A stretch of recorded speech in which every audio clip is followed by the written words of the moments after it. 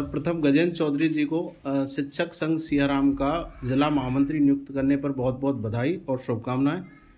तो गजेंद्र चौधरी जी, मैं एक कुछ प्रश्न पूछना चाहता हूं दड़कन न्यूज़ की तरफ से आपसे कि पहले तो मैं ये जानना चाहता हूं कि आप शिक्षक संघ की राजनीति में कब से सक्रिय हैं। सबसे पहला मेरा प्रश्न ये है कि शिक्षक संघ की राजनीति में आप कब से सक्रिय हैं।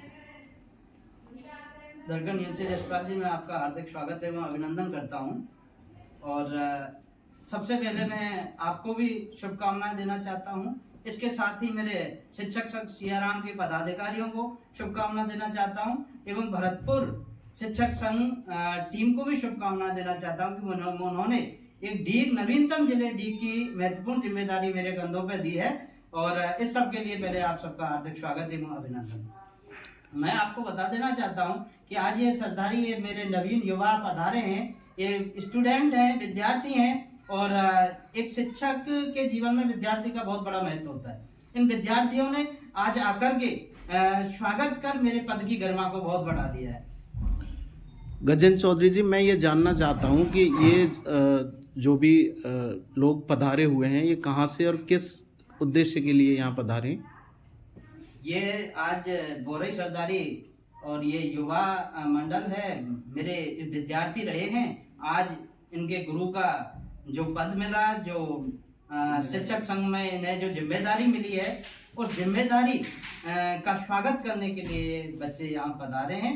मैं इनका भी बहुत बहुत धन्यवाद करता हूँ, क्योंकि इन्होंने गुरु और शिक्षक की परंपरा को आगे बढ़ाने का काम किया। गजेंद्र जी, तीसरा और आखिरी सवाल और मैं ये पूछना चाहता हूँ कि आप शिक्षक संघ में काफ़ी समय से, जैसा कि आपने बताया कि ब्लॉक अध्यक्ष की कुम्हेर की जिम्मेदारी का निर्वहन कर रहे हैं, तो मैं ये जानना चाहूँगा कि शिक्षकों के सामने वर्तमान परिप्रेक्ष्य में क्या क्या समस्याएं हैं, क्या क्या आप मुद्दे आगे उठाना चाहते हैं, क्योंकि निकट भविष्य में ही शिक्षक संघ सियाराम और सभी शिक्षक संगठनों का प्रदेश स्तरीय सम्मेलन होने जा रहा है। तो आपसे काफ़ी उम्मीद है शिक्षकों को, इसलिए मैं ये जानना चाहता हूं कि शिक्षकों के किन किन मुद्दों को आप राज्य सरकार के सामने रखना चाहेंगे।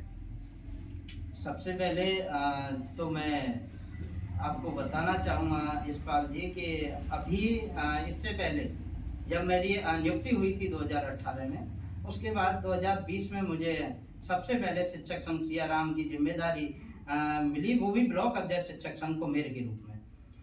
और तब से लेकर के अब तक मैं ब्लॉक अध्यक्ष और ब्लॉक संयोजक के पदों पर रहा और अब मुझे डीग जिला का जिला मंत्री नियुक्त किया है। तो सबसे बड़ी बात है, शिक्षकों में मेरे प्रति भरोसा है और मैं भी उस भरोसे को कायम रखना चाहता हूँ।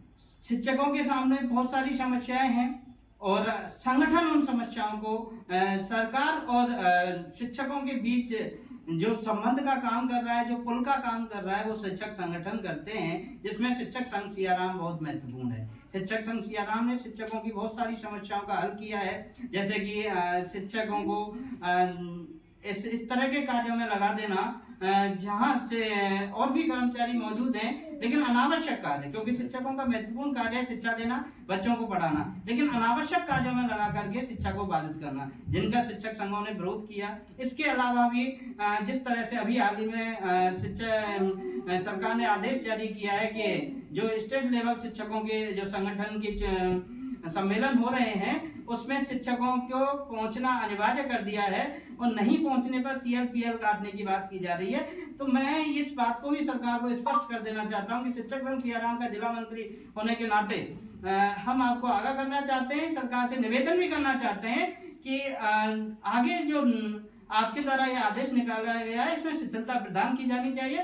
इसमें शिक्षकों को यदि सम्मेलन में किसी कारणवश, क्योंकि हर व्यक्ति के साथ परिस्थितियां अलग होती हैं और स्टेट लेवल जो सम्मेलन होते हैं वो किसी जिले लेवल पर ना होकर के किसी अन्य जिलों में होते हैं और वहां सभी शिक्षक और शिक्षिकाओं का पहुंच पाना संभव नहीं है। तो ऐसी कंडीशन में मैं सरकार से अनुरोध करता हूं कि इस आदेश में शिथिलता दी जाए और इसको कंपलसरी नहीं किया जाए। और यदि ऐसा करती है सरकार तो मैं शिक्षक संघ डीग की तरफ से धन्यवाद ज्ञापित करूंगा। गजेंद्र जी, बहुत बहुत धन्यवाद। दड़कन न्यूज़ की तरफ से हम भविष्य के आपकी अग्रिम शुभकामनाएं भेजते हैं। बहुत बहुत धन्यवाद।